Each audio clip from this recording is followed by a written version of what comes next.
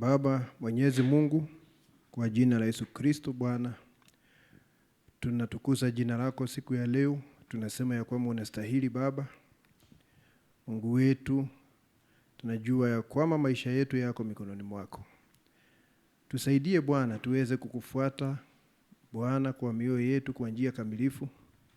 Tuongoze kwenye kilindi cha neno lako Bwana, ili tuzidi kuangaza neno lako katika majira haya.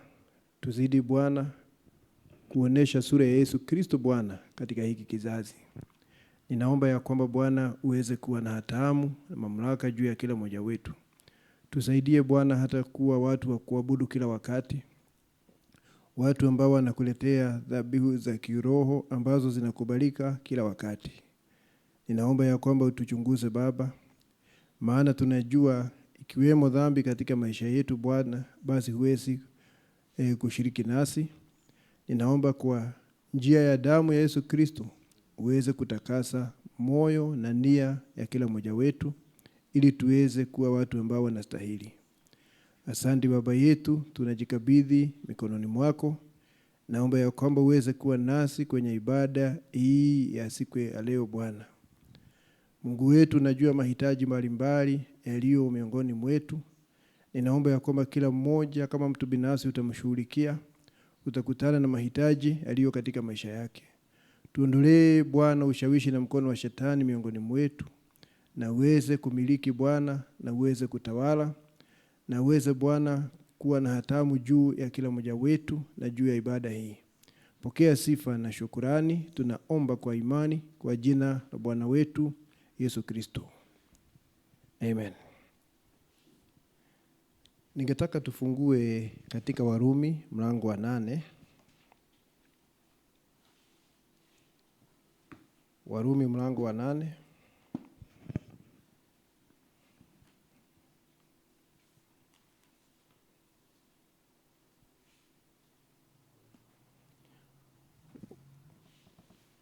Tutasoma mistari miwili pale, mstari wa 26 na mstari wa 27. Inasema, kadhalika Roho naye hutusaidia udhaifu wetu, kwa maana hatujui kuomba jinsi itupasavyo, lakini Roho mwenyewe hutuombea kwa kuugua kusikoweza kutamkwa. Na yeye aichunguzaye mioyo aijua nia ya Roho ilivyo, kwa kuwa huwaombea watakatifu kama apendavyo Mungu. Bwana aongeze baraka, tuweze kuketi.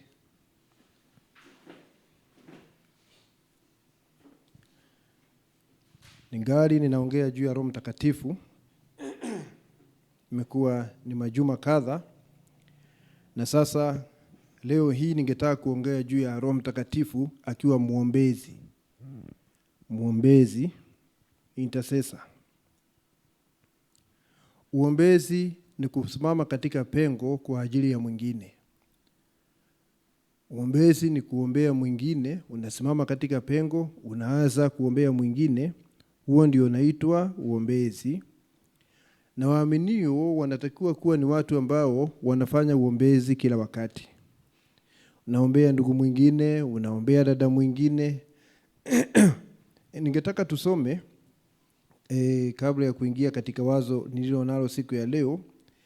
Ningetaka tusome katika Timotheo wa kwanza na mlango wa 2. Tuweze kusoma hapo mstari kama mmoja. Timotheo wa kwanza na mlango wa 2.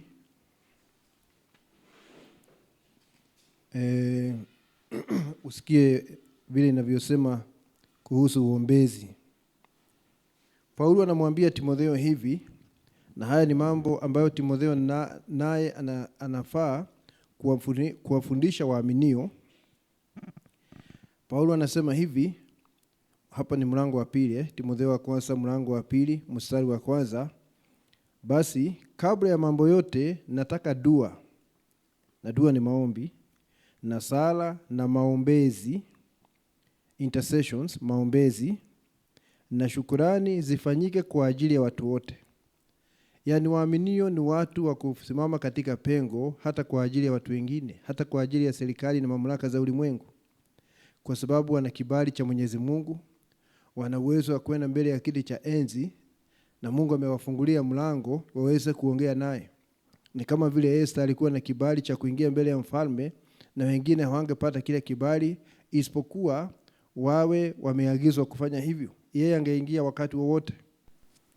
Na hapa inasema angetaka dua na sala na maombezi na shukrani zifanyike kwa ajili ya watu wote. Watu wote hawa ni waaminio, wanasimama katika pengo. Ndio maana nchi ikiingia katika shida, waaminio hawatakiwi kuangalia tu na kunyamaza, wanatakiwa kuwa wanaombea jambo hilo.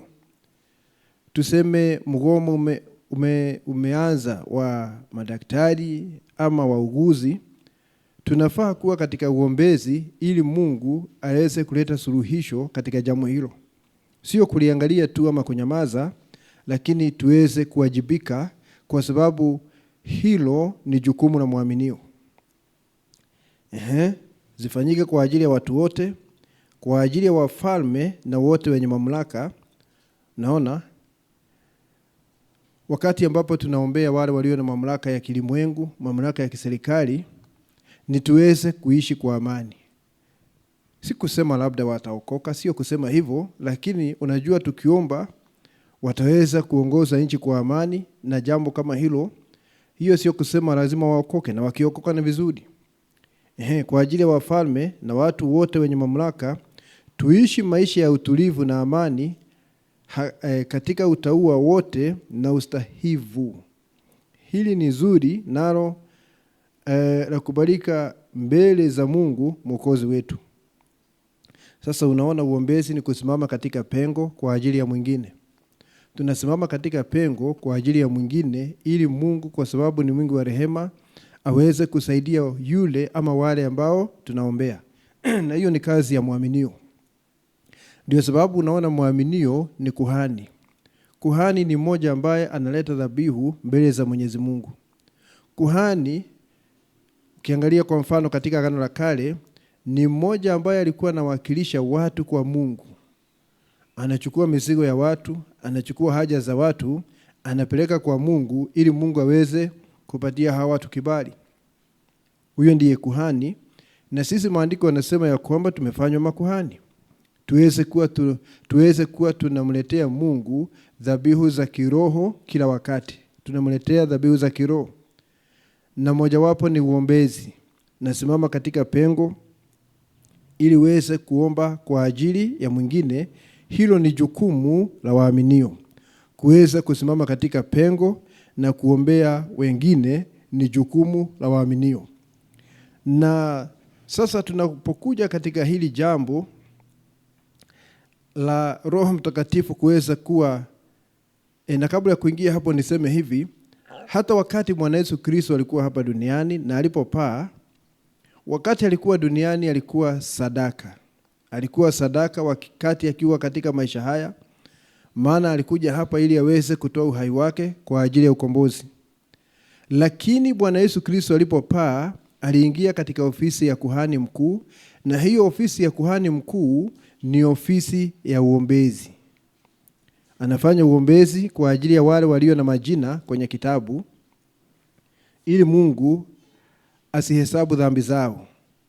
Wakati alienda juu, aliingia katika ofisi ya kuhani mkuu ambaye ni muombezi, na hiyo ndiyo kazi ambayo amekuwa akifanya kwa nyakati 7 za kanisa.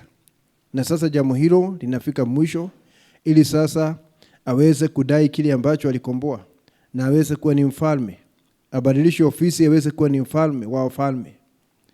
Ndio sababu unaona akiwa hapa duniani alikuwa ni nabii na alikuwa ni sadaka. Alipopaa mbinguni akawa ni kuhani mkuu, ni muombezi kwa ajili ya wale walio na majina kwenye kitabu, na wakati anarudi majira haya, anarudi aweze kudai mali yake, kile ambacho alikomboa kwa damu yake. Ndio sababu unaona anatuita siku ya leo kupitia ujumbe. Na kwanza anaita wale walio hai. Ndio sababu kuna mwaliko. Anaita wale walio hai kwanza, na kisha ataita wale ambao wamelala. Ndio sababu kuna mwaliko na sauti ya malaika mkuu na parapanda ya Mungu. Anaita wale walio hai kwanza. Kama vile alikuja kumfufua Lazaro, aliita walio hai kwanza, Martha, Mariamu, dada zake Lazaro, na kisha wakamwendea yule aliyekufa ili wote waweze kuletwa pamoja, kwa sababu ni familia. Na siku ya leo anaanza na wale walio hai. Tumesikia mwaliko. Na kisha ataita wale ambao wamelala ndani ya Yesu Kristo tuweze kuwa kitu kimoja. Ni wakati wa kudai kile ambacho alifia. Kwa hiyo unaweza kuona ya kwamba kwa nyakati 7 za kanisa amekuwa akifanya kazi ya muombezi. Amekuwa akituombea. Sasa nataka kuja kwa hili wazo la Roho Mtakatifu akiwa muombezi wetu. Akiwa muombezi wetu, tumesoma hapo katika Warumi 8:26, Biblia ikisema ya kwamba hata hatujui kuomba. Mara nyingi hatujui kuomba. Na ni kweli kabisa, yeye ndiye anatuombea. Wakati mwingine kwa njia ya kuugua, kwa njia isiyoweza kutamkwa, Roho Mtakatifu akifanya nini? Akifanya uombezi. Kwa sababu wakati tunaomba Mungu tukitumia mawazo yetu, wakati mwingine tunaomba mambo yasiyofaa. Tunaomba kwa njia isiyofaa, tunaomba wakati mwingine kwa njia ya uchoyo na njia ya ubinafsi. Unaona? Lakini Roho Mtakatifu anatusaidia kuomba kwa njia inayostahili na ambayo inapendeza Mwenyezi Mungu, kwa sababu najua Roho Mtakatifu ni Mungu. Roho Mtakatifu ni Mungu na yeye ni mkamilifu. Ndio sababu naona anatusaidia katika kuomba. Na Mungu angetaka waaminio waweze kuwa ni watu wa kuomba. Lakini mara nyingi tunaomba kwa njia isiyofaa, ama tunakosa kuomba kwa njia ambayo inaweza kumpendeza Mwenyezi Mungu. Ni mara nyingi sana waaminio wanaomba maombi kwa ajili ya ubinafsi. Kwa ajili ya ubinafsi, na Mungu hangetaka jambo kama hilo. Ndio sababu tunahitaji msaada wa Roho Mtakatifu. Na kile ambacho tunafaa kufanya wakati tunaenda katika maombi, kwanza tunajiachilia pale ili tuone Mungu atatuongoza kwa njia gani. Atatuongoza kwa njia gani. Najua mara nyingi sana katika kuomba, muaminiwa anaenda pale, anaongea haraka sana mbele ya Mwenyezi Mungu na anaamka anaenda. Na pia nasema hata kuna siri nyingine ambayo tunafaa kuelewa. Ya kwamba hata wakati umeshaomba, baada ya kuomba unafaa utulie kwa muda, ukiwa umenyamaza mbele ya Mwenyezi Mungu, umemaliza kuomba, unafaa utulie kwa muda, usikie naye atasema nini. Anasema lazima tufahamu hilo jambo la kuweka nafsi zetu mbele za Mwenyezi Mungu. Ukiwa umetulia baada ya kuomba, usikie naye Mungu kama kuna kitu ambacho anasema, kwa sababu huu ni ushirika. Na ushirika si maneno kutoka upande mmoja na kwenda upande ule mwingine tu. Lazima pia maneno yatoke upande ule na kuja upande huu. Unaona jambo hilo? Ushirika ni kubadilishana. Kuna kitu ambacho unachangia nawe unapokea. Jambo kama hilo ni ushirika baina yetu na Mungu. Kwa hiyo nabii kuna mahali anasema tukisha kuomba, basi tunatulia wakati umemaliza kuomba, unatulia katika uwepo wako, nafsi yako ikiwa mbele za Mwenyezi Mungu, usikie naye Mwenyezi Mungu atasema nini, kwa sababu Mungu huwa anaongea. Nabii anasema lazima tujifundishe hilo jambo la kuweza kuachilia nafsi zetu ama kulaza nafsi zetu mbele za Mwenyezi Mungu ili tusikie Mungu ni yapi atasema, kwa sababu ni ushirika baina yetu na Mwenyezi Mungu. Anasema hivyo. Na unajua Mungu anataka waaminio wawe ni watu wa kuomba na wawe ni watu wa kumwabudu, hasa kumwabudu kwa sababu ya vile alivyo mkuu. Mara nyingi mtu akiwa katika utoto wa kiroho, wakati anaenda kuomba, anaomba tu kwa ajili ya haja zake. Na lugha yake yote mbele ya Mungu inakuwa nipe, nipe, nipe, nataka, nipe. Nabii anasema ikiwa maombi yako yote ni hayo tu, nipe, Mungu nisaidie hapa, nipe hiki, nipe kile, anasema huo si ushirika na Mungu. Unatafuta kile kinaitwa favor, kibali cha Mwenyezi Mungu ama baraka zake tu. Unatafuta baraka zake, lakini hupatii Mungu sifa na utukufu. Ni kusema hakuna ushirika baina yako na Mungu, kwa sababu kile unatafuta ni baraka zake. Na Mungu angetaka umwabudu kwa sababu ya vile alivyo mkuu. Mungu angetaka umwabudu, Mungu angetaka uishi maisha ya shukrani. Unamshukuru kwa sababu ya rehema zake, kwa sababu ya fadhili zake, kwa sababu ya huruma zake juu ya maisha yako. Mungu angetaka uishi maisha ya hiyo, sio maisha ya nipe kila wakati. Na sisemi ya kwamba ukiwa na haja hutaenda kwa Mwenyezi Mungu na umwambie kukirimia ule msaada unahitaji, lakini ibada yako yote haiwezi kuwa ni hayo. Oh, your worship cannot be that. Ya kwamba nipe, na ukiamka kesho, Baba nipe, hata hiki nahitaji na hiki, na hakuna siku unapatia sifa na shukurani. Na nabii anasema Mungu ni yule wa kuabudiwa. God is an object of worship. Mungu anahitaji sifa. Anahitaji kusujudiwa. Anahitaji umheshimu. Anahitaji umsifu kwa sababu ya ukuu wake na faraja zake, rehema zake, neema yake. Mungu anahitaji hivyo. Lakini mtu akiwa katika uchanga wa kiroho anaomba tu mahitaji yake. Na wakati unaanza kukomaa, nilikuambia siku nyingine, unafika mahali unatambua ya kwamba wewe ni kiungo kimoja tu katika mwili wa Yesu Kristo. Kila muaminio ni kiungo kimoja, lakini mwili huu wa Yesu Kristo, kanisa lake, una viungo vingi. Kwa hiyo wakati unaanza kukomaa, hujiombei tu peke yako, unaanza kuombea mwili wa Yesu Kristo. Unaanza kuombea waaminio wengine kwa sababu umetambua ya kwamba wewe ni sehemu ya wengine, wewe ni sehemu ya mwili. Unaona, mtoto akiwa mdogo, yule wa kunyonya, anaona ulimwengu wote unazunguka mahali alipo. The whole world revolves around him. Lakini wakati unaanza kukomaa, unaelewa ya kwamba wewe ni sehemu ya familia. Ni sehemu ya familia, unafika mahali akikomaa kidogo, hata anaanza kusaidiana kazi na wale wengine wa familia. Na hivyo ndivyo ilivyo kiroho, ya kwamba wakati unaanza kukomaa, unaanza kuelewa wewe ni sehemu ya mwili. Kwa hiyo unasimama katika pengo kwa ajili ya wengine. Ukiona ndugu akiwa na shida, ukiona dada akiwa na shida, badala ya kumsema kwa wengine, unaanza uombezi. Unaingia katika maombi kwa ajili ya ndugu ama kwa ajili ya dada, na unaomba kutoka kilindi cha moyo wako ili Mungu aweze kumsaidia. Aweze kumsaidia, aweze kutoka katika hali hiyo, aweze kutoka katika udhaifu huo. Na huombi ukiwa na uchoyo, unaomba kutoka kilindi cha moyo wako. Na vile ambavyo unamwambia Mungu, unamaanisha hivyo ya kwamba ungetaka Mungu asaidie ndugu yako ama dada yako.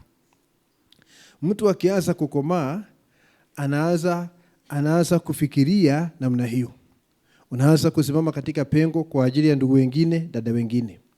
Hapa tukija napo, sisi wenyewe, Roho Mtakatifu akisha kuingia katika maisha yetu, anakusaidia kuomba.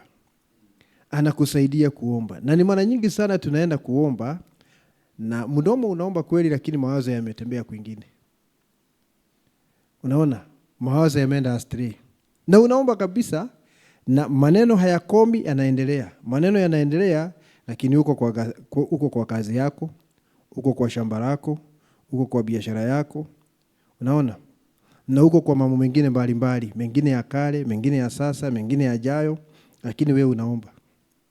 Sasa unajua hujaanza kuomba. Kuna mhubiri mmoja ambaye alikuwa anaitwa George Muller, katika kizazi cha Philadelphia.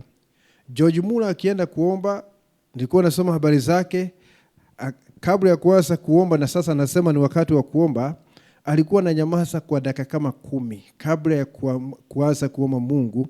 Ananyamaza mbele za Mwenyezi Mungu kwa dakika 10 kwa sababu angetaka kutoa mawazo yake katika mambo yote ambayo yanamsumbua, ili sasa aweze kuweka mawazo yake kwa Mungu peke yake.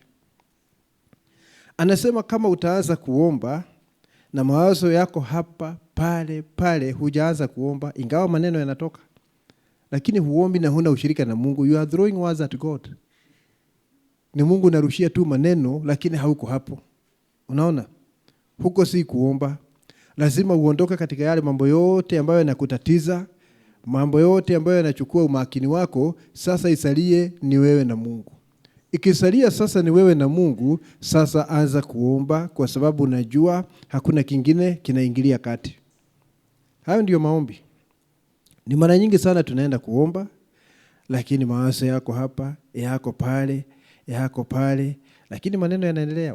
Baba wewe ni mwema, fadhili zako ni za milele, lakini mawazo na moyo wako hauko hapo. Huo ni mdomo unaongea. Huo si ushirika na Mungu. Lazima ufike mahali ambapo mambo mengine yote yafungiwe nje, isalie ni wewe na Mungu sasa, ili weze isemekane ya kwamba sasa unanena na Mungu. Mungu anasikia maombi yako, uko katika ushirika na Mungu. Ndio sababu unaona kwa mfano manabii wa Mungu, ili waweze kupata funuo za kuletea watu katika kizazi, nabii anasema wanaenda kupita mambo yote. Wanaenda hata kupita furaha ya watakatifu ndani ya kanisa. Unaona waaminio wakiwa na furaha wanapiga makofi, manabii wanaenda kupita jambo hilo. They go beyond the clapping. Wanaenda kupiga makofi ndani ya kanisa, furaha ya waaminio, wanaenda kabisa mpaka anga za kiroho, ili waweze kusikia Mungu akiongea. Na tunafaa kujitoa zaidi kwa ajili ya kuabudu Mungu. Ndio sababu wakati nabii alikuwa amealikwa katika mikutano fulani ya siku 9, Mungu alimfanya agonjeke kwa hizo siku 9. Wakati mikutano ingeanza akagonjeka, asingeweza kutoka kitandani siku 9. Na siku ya 9, baada ya siku 9, Mungu akamponya ghafla. Lilikuwa ni funzo, kwa sababu wale ambao walikuwa wamemwalika katika ile mikutano, hayako mapenzi ya Mungu aende katika ile mikutano. Mungu akamwambia, unatembea na watu wengi sana. Unatembea na watu wengi sana, na ukitembea na watu wengi kiasi hicho, huwezi kusikia sauti yangu. Sauti za watu zitakuwa nyingi sana mpaka yangu haitakuwa na nafasi. Ili uweze kutembea nami, yabidi utembee peke yako. Lazima tuwe tunatafuta wakati wa kuweza kuongea na Mungu. Na sio yale maombi ya haraka sana, unaomba asubuhi, unaombea chakula, Baba uwe nami, bariki chakula hiki, na unatoka unaenda. Sisemi juu ya jambo kama hilo. Unaona? Mungu anahitaji katika saa 24 ambazo ametupatia, anahitaji wakati wake. Mahali ambapo utatenga kila kitu, utaondokea kila kitu, simu kando, kazi kando, iwe sasa ni wewe na Mwenyezi Mungu. Na Biblia inasema ya kwamba Mungu ni Mungu aliye na wivu. Wewe unaonaje unapokosa kumpatia wakati, lakini yale mambo mengine yote unayapatia wakati? Lakini Mungu unakosa wakati kwa ajili yake. Biblia inasema Mungu ni Mungu aliye na wivu. Na Mungu aliye na wivu akiona unapunguza sana, kuna kitu atafanya kwa sababu ya ule wivu. Kuna kitu atafanya. Si unakumbuka vile nabii anasema katika ujumbe, mtu mmoja alivunja kondoo mguu maksudi, na kisha akaanza kumtibu huyu kondoo, anafunga hapa na waya, anafunga hapa na nini, na akaulizwa, ulikuwa unavunja mguu ili tu ufanye haya? Akasema ndio, kwa sababu huyu kondoo ni wangu na hakuwa ananijali. Alikuwa anajali mengine yote isipokuwa mimi. Sasa akiwa katika hali hii na nimeinama hapa nikimtibu, anaona uso mmoja, na huu uso ambao anaona ni wangu, na hivyo ndivyo nilikuwa nataka. Nabii anasema Mungu anaweza kukuweka kwenye kitanda cha hospitali, na sisemi ya kuweke, na si mimi nimesema, ni nabii anamesema. Hata mimi singetaka kulala hapo. Unaona? Anasema anaweza kukuweka hapo kama hujakuwa ukimjali, ili wakati unaugua kule na kupiga nduru, ni yeye tu unaita na hakuna mwingine. Kutoka hapo unaanza kumjali, kwa sababu Mungu angetaka umjali. Mungu hataki kutumia wakati wako wote kujali mambo yako na mambo ya maisha haya, na yeye mwenyewe unampuuza. Angetaka uweze kumjali. Kwa hivyo lazima muaminio katika saa 24 ambazo Mungu anatupatia kila siku, aweze kutafuta nafasi kwa ajili ya kuongea na Mungu. Hatutasema itakuwa ni saa hii ama saa hii. Acha Mungu akuongoze na aongoze kila mtu binafsi wakati ambao unakufaa. Lakini lazima utafute nafasi kwa ajili ya kuongea na Mungu. Na Mungu na atusaidie sana. Sasa Roho Mtakatifu wakati tunaingia katika maombi, anafanya uombezi. Anatuombea. Sisi ni watu walio na udhaifu mwingi, na Roho Mtakatifu anatuombea kulingana na mapenzi ya Baba yetu. Na hiyo ndio sababu wakati mwingine nabii anasema unaweza kwenda kuomba na uanze kunena kwa lugha. Kuna waaminio miongoni mwetu huwa wananena kwa lugha wakati ambapo wanaenda katika maombi ya kibinafsi. Wananena kwa lugha. Ndugu mwingine aliniambia, mimi ndugu nikianza kuomba sijui ni nini kinafanyika, najipata tu nanena kwa lugha. Hiyo ni sawa kwa sababu hata wakati Paulo anaongea juu ya lugha, kunena kwa lugha, anasema kuna zile za malaika na kuna zile za wanadamu. Lugha ambazo kwa mfano walinena nazo siku ya Pentecost hazikuwa za malaika, zilikuwa ni lugha za wanadamu, lakini ni kwa uwezo wa Roho Mtakatifu. Zilikuwa ni lugha za wanadamu, maana wale watu 3,000 ambao walikuwa ni Wayahudi ambao walizaliwa katika mataifa mengine chini ya ufalme wa Kirumi, walikuwa wamekuja Jerusalem kwa sababu ya karamu ya Pentecost. Walikuwa wamekuja kusherehekea Pentecost kama ilivyokuwa desturi yao kila mwaka, lakini Pentecost ya kweli ikawa imefanyika wakati huu. Wale 120 wamepata Roho Mtakatifu, wametoka katika chumba cha juu, wameingia barabarani, na hawa watu wameona watu ambao wanaonekana kulewa, wanawake, wanaume, ni mapema sana, na wakasema hawa watu wamelewa. Na sasa Petro akainuka ili aeleze jambo hilo ni jambo gani. Akainuka ili aweze kueleza jambo hilo ni jambo gani. Na wakati ambapo hawa watu walikuwa wanaongea kwa lugha, hawa waaminiwa kitoka chumba cha juu, watu hawa 3,000 kila mmoja alisikia hawa watu wakiongea kwa lugha ya mahali ambapo wametoka. Kama ametoka Switzerland, anasikia wakiongea kwa lugha ya Kiswisi. Kama ametoka nchi nyingine, anasikia wakiongea kwa lugha ya mahali ambapo wanaishi. Yeye ni Myahudi lakini anaishi katika nchi zingine, kwa hivyo anaongea lugha ya kule. Na hawa watu ni wa Galilaya, wanaongea lugha moja kawaida, lakini sasa wanaongea kwa lugha zetu mahali ambapo tulizaliwa katika mtawanyiko. Hizo ni lugha za wanadamu. Na kuna lugha za malaika. Unaona? Kuna lugha za malaika na lugha za wanadamu zinahitaji kutafsiriwa. Mtu akija hapa aongee kwa lugha ya Urusi, Russian, sisi hatujui lugha hiyo. Haitakuwa na maana kwetu kama hakuna tafsiri. Unaona? Lakini lugha za malaika hakuna haja ya kutafsiri, na lugha za malaika hasa huwa zinafanyika wakati mtu anaomba maombi yake ya kibinafsi. Unaweza pia kwenda kuomba maombi yako ya kibinafsi na uombe kwa lugha nyingine ambayo watu wanaongea katika sehemu fulani ya ulimwengu huu. Lakini kuna lugha za malaika ambazo hazina haja ya tafsiri, kwa sababu Biblia inasema ya kwamba ni Mungu anajenga huyo muaminio binafsi. Lakini huwezi kusimama hapa uanze kunena kwa lugha. Hiyo itakuwa ni Babeli. Uanze kunena kwa lugha na hakuna tafsiri. Hiyo haitasaidia mtu yeyote. Ndio sababu Paulo anasema mtu asinene kwa lugha mbele ya waaminio isipokuwa pawe na tafsiri. Kama sivyo anyamaze. Lakini kuna wakati unaweza kwenda na wakati unaomba maombi yako ya faragha, basi unaanza kunena kwa lugha. Nabii anasema huyo ni Mungu akifanya uombezi kwa ajili yako. Ni Mungu anakuombea, ni Mungu anakujenga.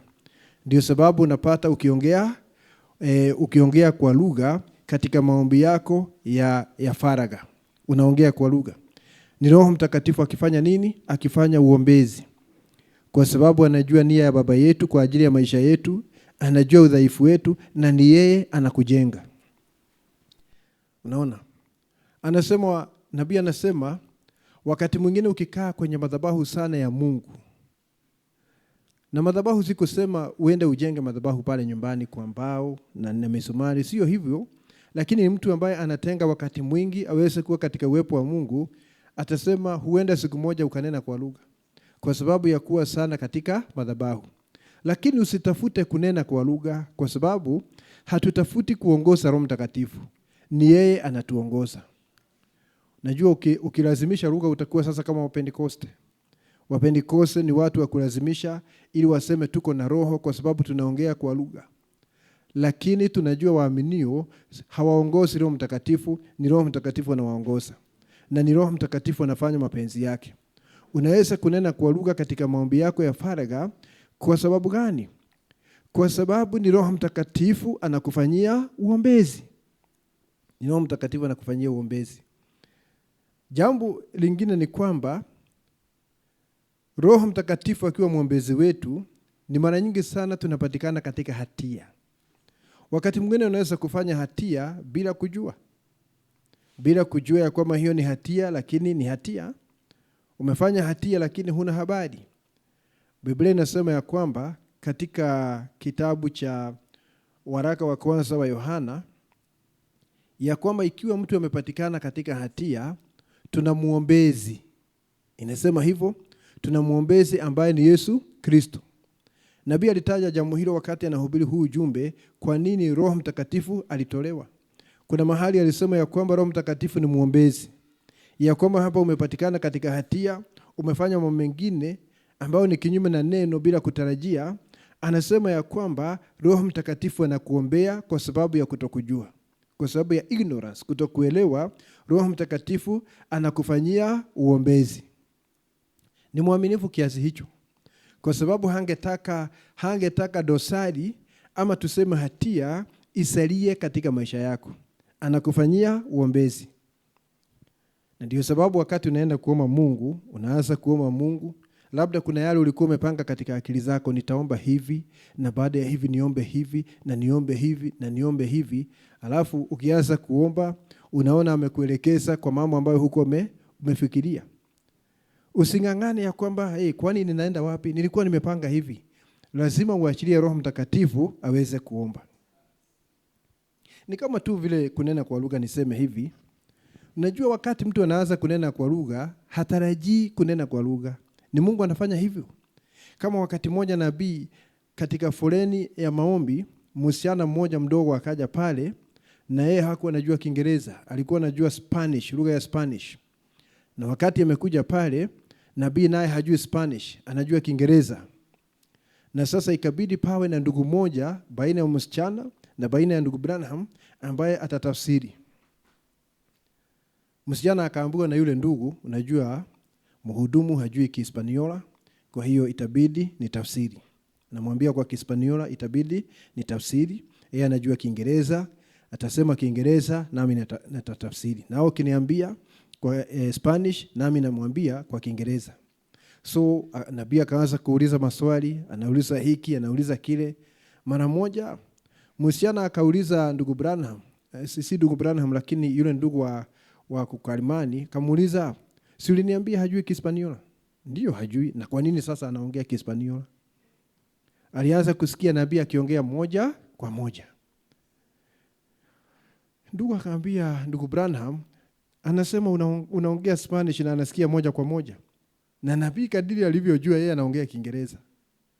Hakusikia akiongea Kihispaniola, yeye alijua anaongea Kiingereza.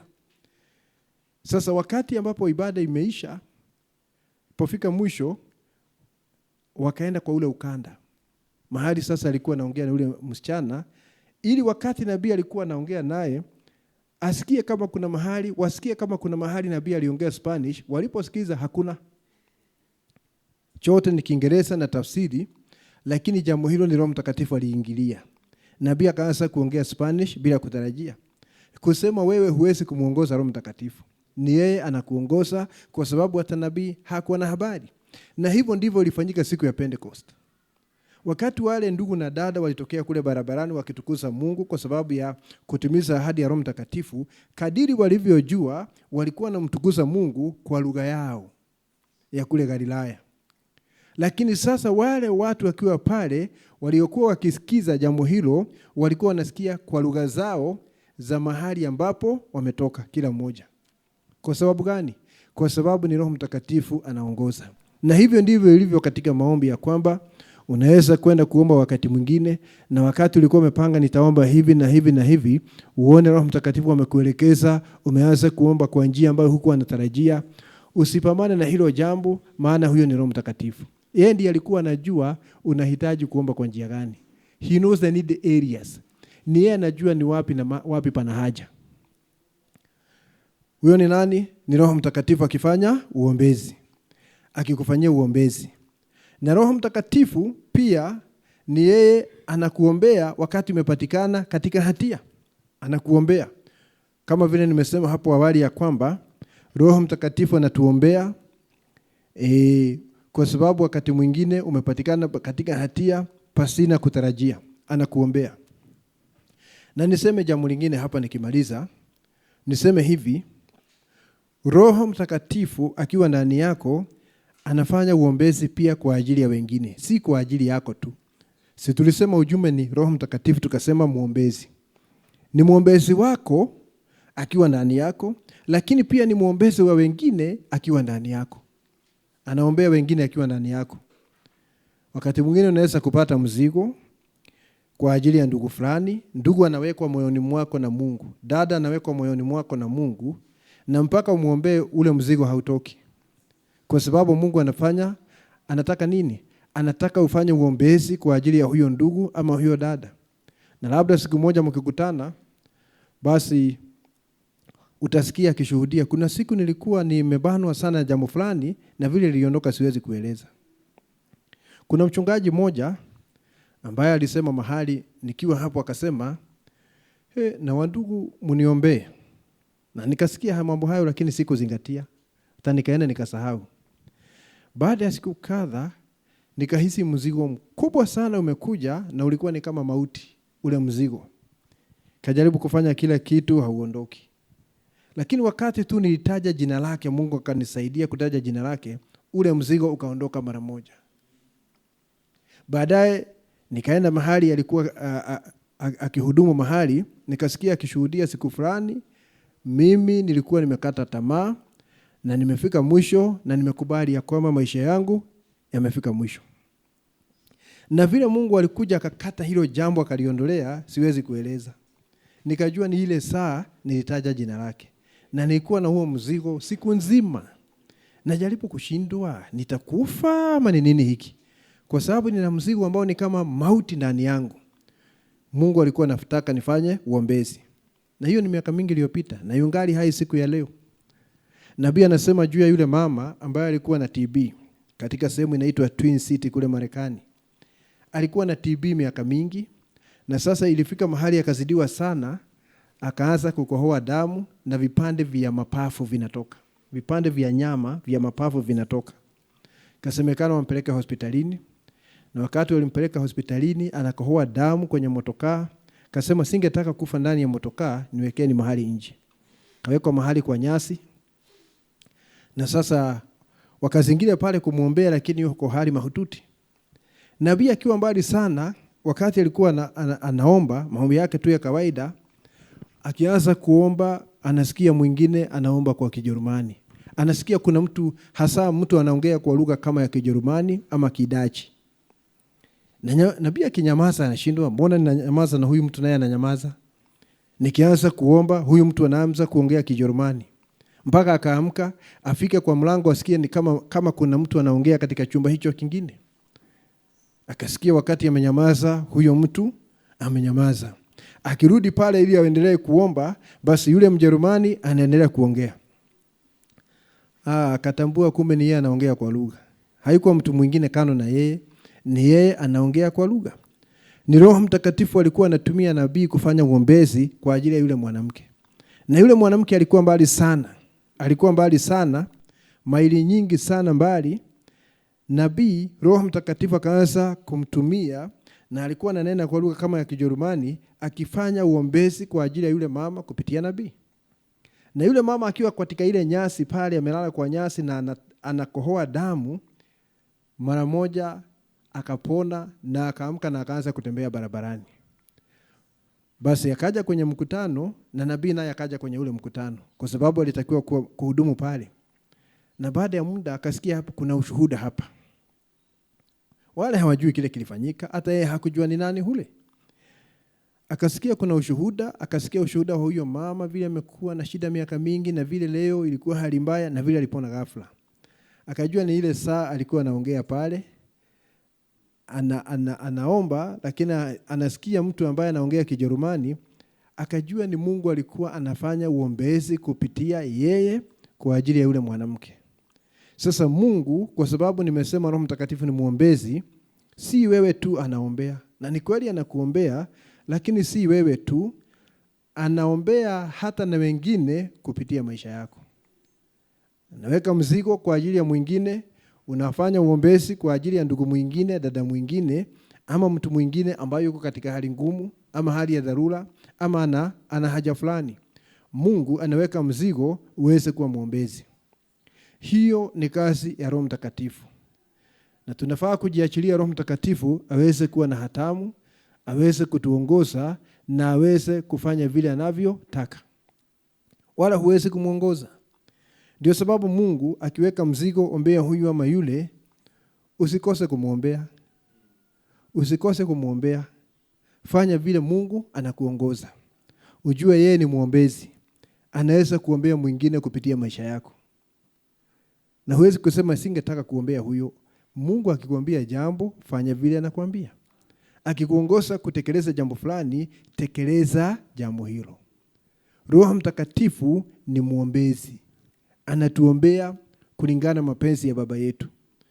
Na Mungu anaweza kuombea mwingine akikutumia wewe, kwa sababu wewe ni sehemu ya mwili wake.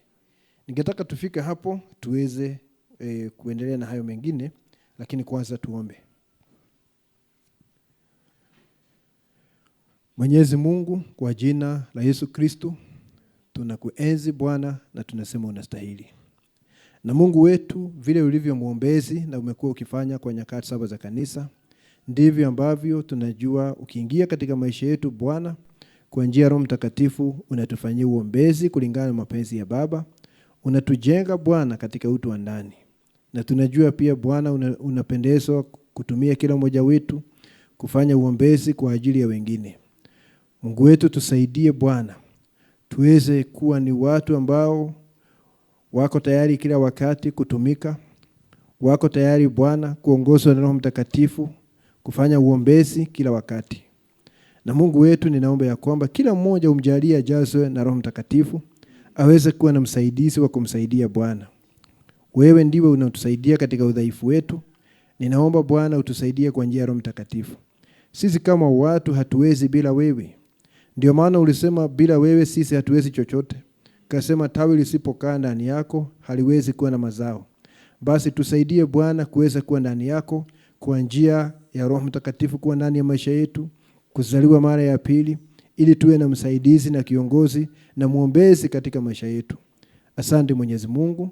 Ninaomba rehema zako juu ya kila mmoja wetu. Ninaomba ukatembelee kila mmoja wetu leo hii na umkirimie kila kitu ambacho anahitaji. Hasa Bwana, kila mmoja umjaze kwa Roho wako Mtakatifu. Tunamhitaji kila saa. Tunahitaji Kristo ndani ya maisha yetu. Pokea sifa na shukrani. Tunasema ya kwamba unastahili. Unajua wale wote walio na mahitaji. Ninaomba kwa jina la Yesu Kristo kila mmoja uweze kumtembelea leo hii, umkirimie msaada anaohitaji. Kuna wengi ambao wanateseka katika mwili kwa sababu ya maradhi. Ninaomba kwa jina la Yesu Kristo kila mmoja Bwana utamtembelea na utaweza kumgusa na kuondoa maradhi katika mwili wake. Tunajua kwamba gharama kwa ajili ya uponyaji wetu Bwana ni jambo lililopita. Umelipa gharama tayari kwa ajili ya uponyaji wetu. Ni kazi ya Roho Mtakatifu atoke Bwana, atekeleze ule uponyaji katika miili ya watoto wa Mungu. Basi guza kila mmoja ambaye anateseka katika mwili wake. Ondoa hayo maradhi Bwana, na uweze kurejesha afya ya kila muaminio. Tunakabidhi mambo yote mikononi mwako. Ninaomba kibali chako juu ya maisha ya kila mmoja wetu. Na tunaomba kwa imani kwa jina la Bwana na Mwokozi wetu Yesu Kristo. Amen. Amen.